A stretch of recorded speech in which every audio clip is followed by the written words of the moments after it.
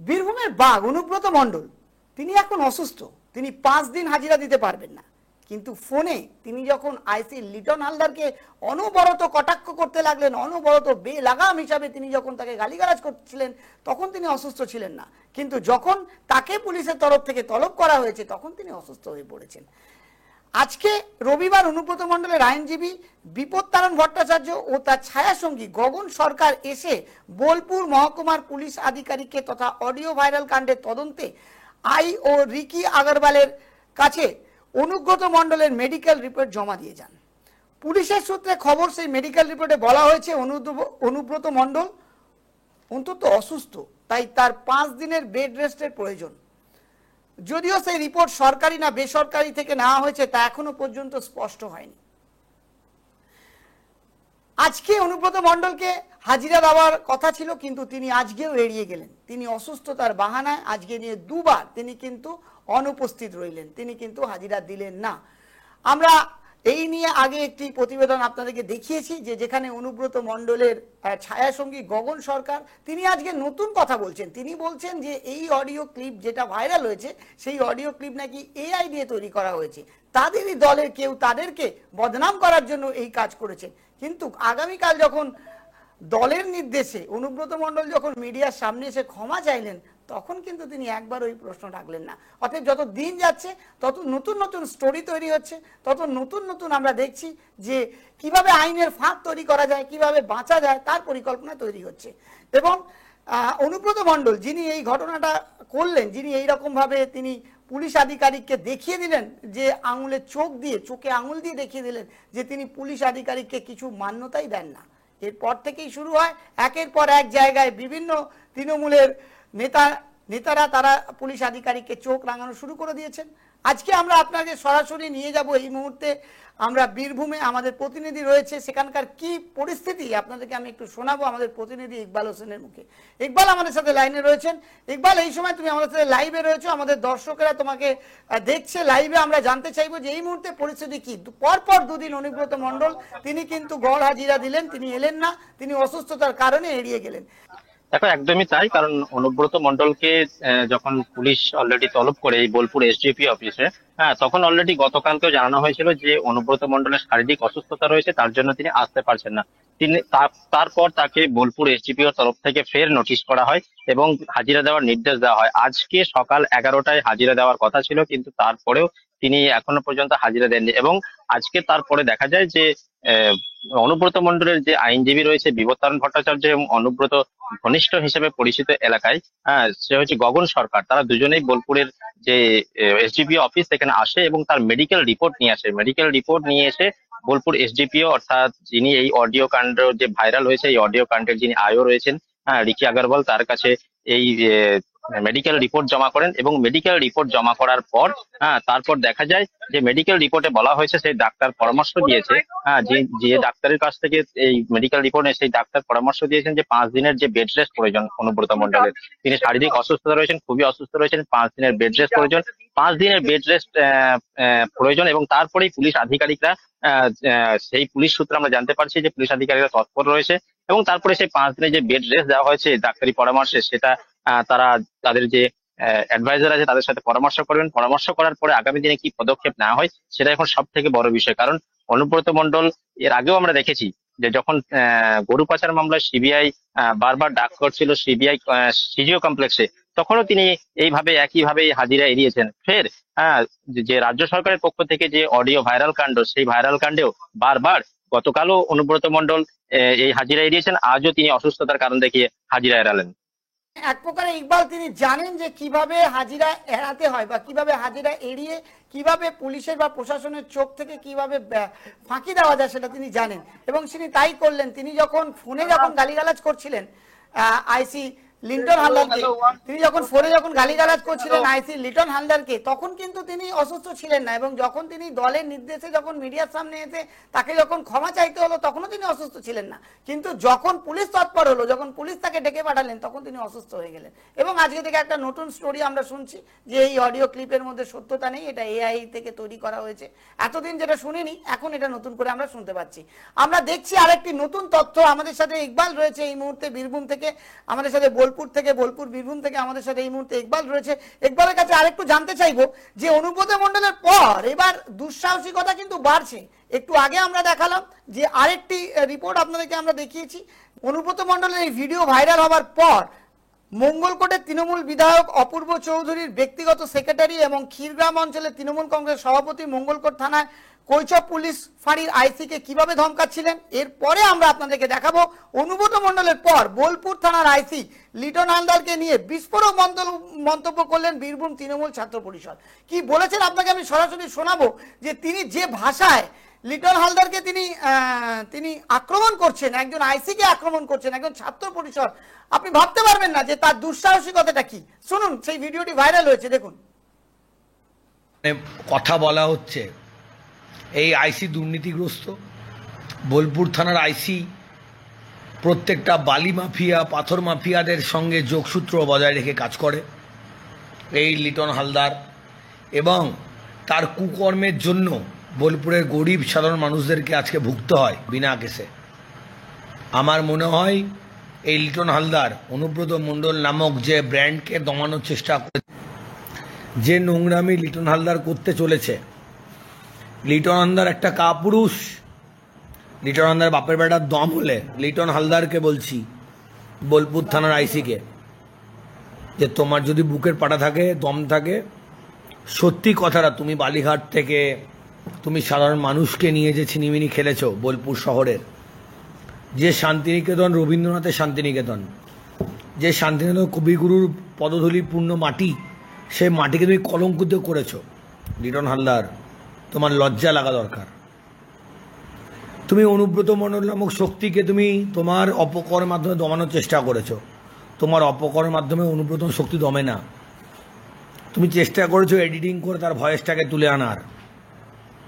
তুমি চেষ্টা করেছো অনুব্রত মণ্ডলে একটা এডিটিং করে সেই ভয়েসটা মার্কেটে দেওয়ার। আচ্ছা, যদি তাই হয় যে অনুব্রত মণ্ডলটা বলেছে, তুমি তাহলে সত্যি কি তোমার ওয়াইফকে নিয়ে অনুব্রত মণ্ডলকে দেখাতে নিয়ে গেছিলে? তোমার চরিত্র এতটাই খারাপ? বোলপুরের আইসি, কি ভাবছো? নিজেকে সিয়ানা ভাবছো?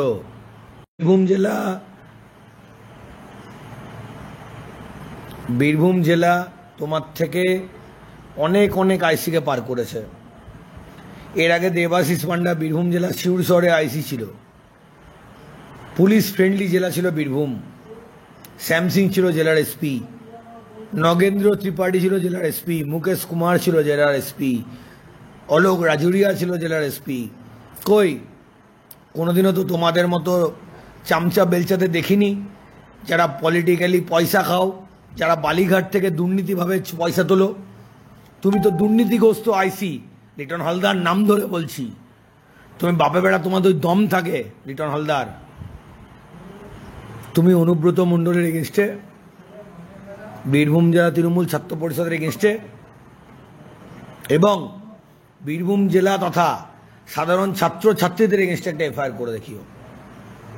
তুমি জানো নিজে তুমি দুর্নীতি পরায়ণ, তুমি কত লোকের কাছে কতভাবে কীরকমভাবে টাকা নিয়েছো, তুমি তোমার নিজের ব্যক্তিগত সম্পত্তি কী করে অনুব্রত মণ্ডল তুলে দিতে চেয়েছিলে, সমস্ত তথ্য প্রমাণ আছে আমাদের কাছে। তুমি যদি ভাবো তুমি ডালেলায় চলবে, তোমাদের শিরায় উপশিরায় আমরা চলি। লিটন হালদার, তোমাকে চ্যালেঞ্জ করলাম। তুমি একটা আইসি, তুমি একটা সরকারি কর্মচারী। যদি অন্যায় করে থাকে আমি কোনো, আমাকে শাস্তি দিও। কিন্তু হ্যাঁ, তুমি যে অন্যায়টা করেছো তার শাস্তি তোমাকে বীরভূমেই পেতে হবে, তোমারটা বলে রাখলাম। অনুব্রত মণ্ডল নামক শক্তিকে দমানো যায় না, দমানো যাবে না। মিথ্যা ব্যাপারে, মিথ্যা কেসে এই রেকর্ডিংটা যে অনুব্রত মণ্ডল প্রমাণ করতে পারবে? তোমার দম আছে? আবারও বলছি, তুমি দুর্নীতি পরায়ণ, তুমি চোর চিটিংবাজ, তুমি বালি মাফিয়া খুনি জোচ্চোরদের সঙ্গে সম্পর্ক রাখো লিটন হালদার। নাম ধরে বললাম, তুমি পারলে আমার নামে কেস করো, পারলে আমি প্রমাণ করে দেবো। আমি একটা কথায় বিশ্বাস করি, ঈশ্বর এক এবং অদ্বিতীয়। তুমি যদি ভাবো তুমি ঈশ্বরের থেকেও অনেক বড় জায়গায় আছো, তুমি মূর্খের সঙ্গে বাস করছো। ছিলে তো ভাই সিআইডিতে, গ্যারেজ পোস্টে। তোমাকে দয়া করে দল আজকে এই জায়গায়, সরকার তোমাকে এই জায়গায় দিয়েছে। তোমার দরকার উচিত ছিল যে প্রত্যেকটা মুহূর্তে সত্যি সাদাকে সাদা কালোকে কালো বলার। তুমি বলোনি লিটন হালদার, তুমি মূর্খ। থ্রেট দিচ্ছেন লিটন হালদার আইসিকে, তিনি বীরভূমের আইসিকে তিনি থ্রেট দিচ্ছেন এবং তিনি পরিষ্কারভাবে বলছেন যে তুমি ছিলে একটা সিআইডিতে মরা জায়গায়, দল তোমাকে তুলে নিয়ে এসে এখানে দিয়েছে। তার মানে তুমি দলের অনুগত্য হয়ে, তুমি পার্টির অনুগত্য হয়ে, নেতাদের অনুগত্য হয়ে তোমার কাজ করা উচিত ছিল। তুমি যখন তোমার পোস্টের অনুগত্য হয়ে, তুমি যখন তোমার কর্তব্যের অনুগত হয়ে কাজ করছো, তাহলে তো তোমাকে শাস্তি পেতেই হবে। এবং খোলা চ্যালেঞ্জ দিচ্ছে এই ছাত্র পরিষদের এই ব্যক্তি লিটন হালদারকে, খোলা চ্যালেঞ্জ দিচ্ছে, একেবারে পরিষ্কারভাবে বলে দিচ্ছে আমরা দেখে নেবো তোমাকে। অনুব্রত মণ্ডল তো বললো, অনুব্রত মণ্ডল বলার পর শুরু হলো সিলসিলা। তারপরে আমরা শোনালাম আরেকটি ভিডিও আপনাদের, যেটাও ভাইরাল হয়েছে। এবং এখন যে ভিডিওটা আপনাদেরকে দেখাচ্ছি, এই ভিডিওটা হচ্ছে বোলপুরের ছাত্র পরিষদের ভিডিও। তিনি একেবারে খোলা ভাষায় থ্রেট দিচ্ছেন, পরিষ্কারভাবে বলে দিচ্ছেন যে লিটন হালদারকে, যে তিনি সত্যটা সামনে এনেছেন সেহেতু তাকে তার পরিণাম ভুগতে হবে। আমাদের সাথে বীরভূম থেকে এই মুহূর্তে রয়েছে আমাদের প্রতিনিধি ইকবাল হোসেন। ইকবালের কাছে একটু জানতে চাইব, ইকবাল, একের পর এক ভিডিও ভাইরাল হচ্ছে, এরপরে যেটা দেখলাম অনুব্রতের পর, অনুব্রত তো এলোই না, হাজিরা তো দিলই না, হাজিরা দেওয়ার কথা ছেড়ে দাও, এবার অনুব্রতের অনুগামীরা একের পর এক ভিডিও ভাইরাল করছে যেখানে লিটন হালদারকে আক্রমণ করছে, কি বলবে? দেখো, একদমই তাই। কারণ হচ্ছে অনুব্রত মণ্ডলের যে অডিও ভাইরাল হওয়ার পর তারপর দেখা গেল যে বীরভূম তৃণমূল ছাত্র পরিষদের যে সভাপতি রয়েছে বিক্রমজিৎ সাউ, তিনি সোশ্যাল মিডিয়ায় একটি লাইভ করেন এবং সোশ্যাল মিডিয়ায় লাইভ করে বোলপুর থানার যিনি আইসি রয়েছেন লিটন হালদার, তার বিষয়ে বিস্ফোরক দাবি করেন এবং তিনি বলছেন যে লিটন হালদার নাকি ঘুষ খায় এবং বালির টাকা নিয়ে সরবরাহ করে এবং তার বিরুদ্ধে তাকে দেখে নেওয়ার হুমকি দিচ্ছে এবং তাকে বীরভূমেই শাস্তি দেওয়ার হুমকি দিচ্ছে। এ হেন হুমকি একজন সরকারি আধিকারিককে দেওয়া যায় কিনা সেটা সব থেকে বড় প্রশ্ন। কারণ হচ্ছে আমরা জানি, পুলিশ সূত্রে আমরা জানতে পারছি তার বিরুদ্ধেও আইনানুগ ব্যবস্থা নেওয়া হতে পারে, এরকমই বীরভূম জেলা পুলিশ সূত্রে আমরা জানতে পারছি। বীরভূম জেলা পুলিশও তার বিরুদ্ধে তদন্ত শুরু করতে পারে, এরকম নিশ্চয়তা শুরু হয়েছে। টোটাল মানে অনুব্রত মণ্ডল যে কথোপকথন অডিও ভাইরাল হয়েছে, তারপরে যে অনুব্রত মণ্ডল যারা ঘনিষ্ঠ তারা যে এইভাবে কথা বলতে শুরু করেছে, কোথায় বীরভূম জেলা রাজনীতিতে একদম যে জায়গাটা যে তৈরি হয়েছে, যে তার মানে তৃণমূলের যে নেতৃত্ব, অর্থাৎ তৃণমূলের নেতৃত্ব, সে তৃণমূল ছাত্র পরিষদের সভাপতি হোক, চাই যে কোনো নেতৃত্ব হোক, সে যে কোনো নেতৃত্ব হলেই সরকারি আধিকারিকদের নিয়ে যে কোনো রকম কথা বলতেই পারে। এটা এখন সব থেকে বড় চর্চা রয়েছে বীরভূমের রাজনৈতিক মহলে। একবার আমাদের সাথে থাকার জন্য, আমি আরো কোনো আপডেটের জন্য তোমাকে আমরা লাইভে পাবো এবং আমরা আমাদের দর্শকদের কাছে আপডেট রাখবো। কিন্তু এই মুহূর্তে যেটা সবচেয়ে বড় খবর আমরা যেটা দেখছি, যে বীরভূমের বাঘ অনুব্রত মণ্ডল তিনি কিন্তু চুপ করে বসে নেই, তিনি কিন্তু পুলিশের কাছে গড় হাজিরা দেননি, তিনি কিন্তু অসুস্থতার কারণে বাড়িতে রয়েছেন। তার ছায়া সঙ্গীরা এবার একের পর এক আইসি লিটন হালদারকে এবার ধমকানো শুরু করেছেন। ভাবুন আমাদের দেশের, আমাদের রাজ্যের পরিস্থিতি কোন জায়গায় পৌঁছে গেছে। পুলিশ প্রশাসন, যে পুলিশ প্রশাসন কন্ট্রোল করে বিভিন্ন ক্রাইমকে কন্ট্রোল করে, সেই পুলিশ প্রশাসনকে প্রকাশ্যে হুমকি দিয়েছিলেন বীরভূমের বাঘ অনুব্রত মণ্ডল। তারপরেই কিন্তু আজকে তৃণমূলের ছাত্র পরিষদের এই ব্যক্তি মিস্টার সাউ, তিনি কিন্তু একটি লাইভ করে লিটন হালদারকে পরিষ্কার ভাষায় বুঝিয়ে দিচ্ছেন যে তিনি অনুব্রত নামের ব্র্যান্ড, সেই ব্র্যান্ডকে কলঙ্কিত করার চেষ্টা করেছেন, তার ফল তাকে পেতে হবে। একজন আইসিকে, একজন পুলিশ কর্তাকে, একজন ছাত্র পরিষদের, তৃণমূল ছাত্র পরিষদের, তৃণমূল করে একজন ছাত্র পরিষদ, সেই ব্যক্তি তাকে খোলা চ্যালেঞ্জ দিচ্ছে। এতটা পাওয়ার, এতটা ক্ষমতা কোথা থেকে পাচ্ছে বুঝতে পারছেন? তার মানে তার উপর মহল থেকে প্রত্যেকটা জায়গায় তাকে সেফগার্ড দেওয়া আছে, কোনোভাবেই পুলিশ তাকে কিন্তু গ্রেপ্তার করতে পারবে না। এতক্ষণে যদি একটা সাধারণ ব্যক্তি এইরকম ভাবে পুলিশকে থ্রেট দিত, তাহলে কি হতো? তার বাড়িতে সঙ্গে সঙ্গে পুলিশ এসে তাকে তুলে নিয়ে যেত এবং বিভিন্ন ধারায় তাকে কেস দিয়ে তাকে কোর্টে পাচার করা হতো। এবং প্রথমে তো থানায় নিয়ে গিয়ে তাকে জবরদস্ত, থানার মধ্যেই তাকে জবরদস্ত ধোলাই দেওয়া হতো। কিন্তু সেখান থেকে ছেড়ে দিন, তাকে তুলে নিয়ে যাওয়া তো শুরু করা, ছেড়ে দিন, নিয়ে যাওয়া তো ছেড়ে দিলাম আমরা, তাকে তার অনুগামীরা এখন ফেসবুক লাইভ শুরু করেছে এবং লিটন হালদার আইসিকে চাপে রাখার চেষ্টা করছে যে আপনি কিন্তু মনে রাখবেন, আপনি বীরভূমের আইসি, আপনাকে বীরভূমে কাজ করতে হবে, আপনি বীরভূমের সরকারি কর্মচারী, হতে বীরভূমের নেতাকে যদি আপনি চ্যালেঞ্জ করেছেন, বীরভূমের নেতাকে নিয়ে যখন আপনি অডিও ক্লিপ আপনি ভাইরাল করেছেন, তাহলে কিন্তু আপনাকে ছেড়ে কথা বলা হবে না। আপনাকে কিন্তু বিভিন্নভাবে এবার তৃণমূলের তরফ থেকে আমরা কিন্তু আপনাকে চাপে রাখবো। তাহলে একজন পুলিশ প্রশাসনকে চাপে রাখার জন্য তৃণমূলের ছাত্র পরিষদ এইরকম ভাবে অডিও ক্লিপ করে ভিডিও করে ভাইরাল করছে। বুঝতে পারছেন কোন পরিস্থিতিতে গেছে? এখনো পর্যন্ত কিন্তু এর বিরুদ্ধে দল কোনো স্টেপ নেয়নি, এখনো পর্যন্ত কিন্তু দলের তরফ থেকে কোনো স্টেপ নেওয়া হয়নি। তাহলে এইভাবে যদি চলতে থাকে তাহলে তো সাধারণ মানুষ তো প্রশ্রয় পাবেই। পুলিশকে যদি কিছু বলে যদি পুলিশ তার বিরুদ্ধে অ্যাকশন না নিতে পারে, পুলিশের সেই ক্ষমতা না থাকে, তাহলে একের পর এক, যেটা আমি আগে বলেছিলাম, তাহলে এবার একের পর এক তৃণমূলের যারা নেতা রয়েছে তারা একের পর এক বিস্ফোরক মন্তব্য করবে। তাদের অনুযায়ী যদি পুলিশ না চলে, তাদের অনুযায়ী যদি থানা না চলে, তাদের অনুযায়ী যদি আইসি যদি না চলে, তাহলে তাকে একের পর এক এইভাবে মন্তব্য করবে এবং বিভিন্নভাবে তাকে বিভিন্ন চাপে রাখার চেষ্টা করা হবে এবং তাকে সেখান থেকে যাতে পোস্টিং করে দেওয়া যায়, তার চাকরি সেখান থেকে যাতে বরখাস্ত করা যায়, তারা পুরো চেষ্টা করবে। তাদের হাতে ক্ষমতা রয়েছে, পুলিশ মন্ত্রী তাদের হাতে রয়েছে, অতএব তারা তো সেই ক্ষমতা পাবেই। আজকে কোনো ক্ষমতা না থাকলে এই ভাষা কি করে বেরোতে পারে? একজন সেই বিষয়টা নিয়ে যখন থানায় অনুব্রত মণ্ডলকে ডাকা হচ্ছে, যখন তাকে থানায় ডাকা হচ্ছে জিজ্ঞাসাবাদ করার জন্য, তিনি থানায় যাচ্ছেন না, অসুস্থতার কারণে বাড়িতে বসে রয়েছেন, তার অনুগামীরা একের পর এক এইভাবে ভিডিও ভাইরাল করে তিনি বলছেন নাকি অনুব্রত মণ্ডল একটা ব্র্যান্ড, তাকে কুলসিত করার চেষ্টা করা হচ্ছে। তিনি যদি কুলসিত হয়ে থাকেন তিনি কেন থানায় যাচ্ছেন না? কেন থানায় গিয়ে তার বিবৃতি দিচ্ছেন না? কেন সত্যর প্রমাণ তিনি দিতে চাইছেন না? তিনি তো স্বীকার করেছেন যে আমি যেটা করেছি ভুল করেছি, আমি ঘুমের ওষুধ খেয়ে আমি পুলিশকে যা বলেছি সেটা বলা ঠিক হয়নি, তিনি নিজের মুখে স্বীকার করেছেন। তারপরেই তার অনুগামী তিনি এসে বললেন যে না এটা এআই দিয়ে তৈরি করা ভিডিও, এআই দিয়ে তৈরি করা এটা অডিও ক্লিপ। তারপরেই তার ছায়া সঙ্গী যারা রয়েছে তারা সবাই একে একে বলতে শুরু করলেন এবং তৃণমূলের ছাত্র পরিষদের তরফ থেকে, বীরভূমের তৃণমূলের ছাত্র পরিষদের তরফ থেকে আজকে দেখুন এইরকম ভাবে ভিডিও ভাইরাল করছে। কি পরিস্থিতি হয়ে গেছে রাজ্যে, এখনো পর্যন্ত কোনো অ্যাকশন নেওয়া সম্ভব হয়নি। আমি জানি না অ্যাকশন নেওয়া সম্ভব হবে কিনা, পুলিশের কাছে সেই পাওয়ার আছে কিনা, কারণ তিনি বলছেন তিনি ছিলেন সিআইডিতে, তাকে দল দয়া করে তাকে তুলে নিয়েছে এই পোস্টে রেখেছে, তিনি নিজের ক্ষমতায় আসেননি। তাহলে পুলিশ প্রশাসন যদি কোনো একটি রাজনৈতিক দলের ইশারাতে চলে সেটা তো প্রমাণ হয়ে যাচ্ছে। তাহলে কিভাবে আগামী দিনে ক্রাইমকে কন্ট্রোল করা যাবে? কিভাবে এই নেতাগুলো তাহলে প্রশ্রয়, এই নেতাগুলো তো প্রশ্রয় পাবেই, কারণ তাদের হাতে পুলিশ রয়েছে। আমরা সাধারণ মানুষ, আমরা চাইলেও তার বিরুদ্ধে কোনো কমপ্লেন করতে পারবো না, আর কমপ্লেন করলেও তার বিরুদ্ধে কোনো অ্যাকশন হবে না, যেটা আজকে প্রকাশ্যে আসছে একের পর এক ঘটনা। এইভাবে যদি চলতে থাকে ভাবুন আজকে আপনি কোন রাজ্যে বসবাস করছেন, আপনার সিকিউরিটি কোথায়? এবার আপনাদের শোনাবো যে থানা থেকে বেরিয়ে অনুব্রতর আইনজীবী তিনি কি বলেছেন, সেটাও আপনাদের একটু শোনাবো, শুনুন। দাদা কিছু বলবেন?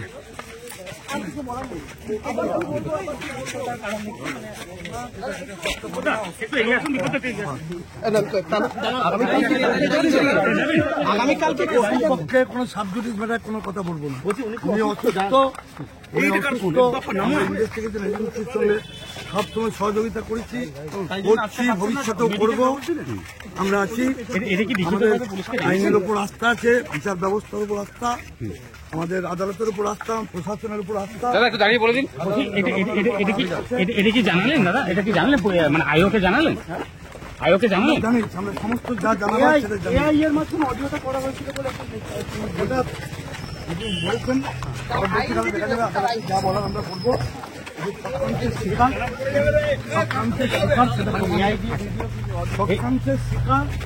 বলছি কারা এই চক্রান্ত করেছে বলে মেডিকেল রিপোর্ট সরকারি হাসপাতালে আমরা আর কিছু বলবো না। বলছি যা দেওয়ার আমরা দিচ্ছি, জামিনে আবেদন জানাবেন সেটার জন্য আমরা তদন্তকারী অফিসারকে যা বলার বলছি। আপনারা কি লিখিতভাবে পুলিশকে জানালেন গোটা বিষয়টা, মানে যা বলার যেটা আইন মোতাবেক, আইন যেভাবে পারমিট করে সেইভাবে করি। তার মানে উনি আজকে আসছেন না তো? আইন যেভাবে পারমিট করে সেটা করি। আমি চক্রান্ত কারা করেছে মনে করেন?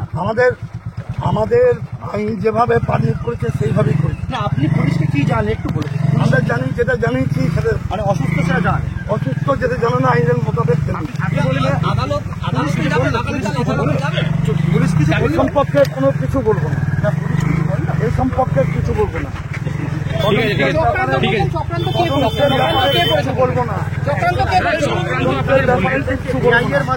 কোনো কিচ্ছু বলবো না। তদন্তের ব্যাপার আমরা কিচ্ছু বলবো না। এর পরবর্তী কি পদক্ষেপ রয়েছে? কোনো কিচ্ছু বলবো না। আপনারা কি জামিনে আবেদন করছেন? মেটার সাবজুডিস কিচ্ছু বলবো না। চক্রান্ত বারবার বলছি, কেষ্টদার বিরুদ্ধে চক্রান্ত করা হয়েছে, এটা পরবর্তীকালে আপনারা জানতে পারবেন। চক্রান্ত করেছে বলে মনে সেটা কিচ্ছু বলবো না, সেটা যথাসময়ে আদালতে বক্তব্য, এটা যথা সময়ে আদালতে বক্তব্য। আমরা অনুব্রত অনুগামী বলে নয়, আমি আইনজীবী, আমি কোনোভাবেই বলতে পারবো না। আমি আইনজীবী হিসাবে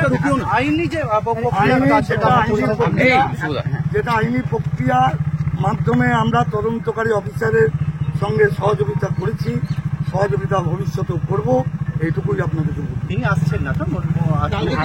আমাদের প্রশ্ন কেন করছেন? জিজ্ঞেস করছি, আমরা করেছি আপনি কি বলবেন?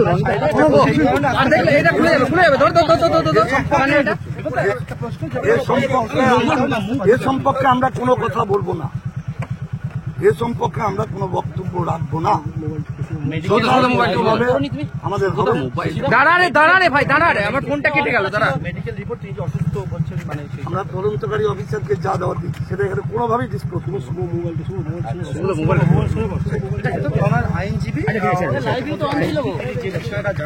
অনুব্রত মণ্ডলের আইনজীবী বিপত্তরণ ভট্টাচার্য তিনি বারবার এড়িয়ে গেলেন প্রশ্নের উত্তর, মিডিয়ার প্রশ্নের উত্তরে বারবার এড়িয়ে গেলেন। তিনি বললেন আমি কিছু বলবো না, আমি কিচ্ছু বলবো না, আমি কিচ্ছু বলবো না, একই কথা তিনি বারবার বলে গেলেন। তিনি বলবেন কি? তার কাছে বলার কিছু নেই।